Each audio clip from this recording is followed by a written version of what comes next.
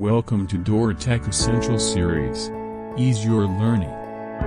In this video, we are going to learn about the computer BIOS, Basic Input-Output System. BIOS is a physical EEPROM chip on computer motherboard. EEPROM stands for Electrically Erasable, Programmable, Read-Only Memory, and is a type of non-volatile ROM that enables individual bytes of data to be erased and reprogrammed. EEPROM is usually used to store small amounts of data in computing and other electronic devices. BIOS is the program a computer's microprocessor uses to start the computer system after it is powered on.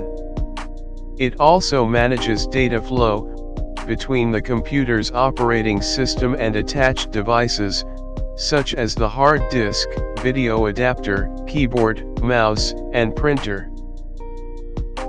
BIOS identifies, configures, tests and connects computer hardware to the OS immediately after a computer is turned on. The combination of these steps is called the boot process. A power-on self-test, POST, is a process performed by firmware or software routines immediately after a computer is powered on. The results of the POST may be displayed on a panel that is part of the device, output to an external device, or stored for future retrieval by a diagnostic tool. Since a self-test might detect that the system's usual human-readable display is non-functional, an indicator lamp or a speaker may be provided to show error codes as a sequence of flashes or beeps. In addition to running tests, the POST process may also set the initial default state of the device from firmware. A bootloader, also called boot manager, and bootstrap loader, is a computer program that is responsible for booting a computer. When the computer is powered on, it typically does not have an operating system, or its loader in random access memory, RAM.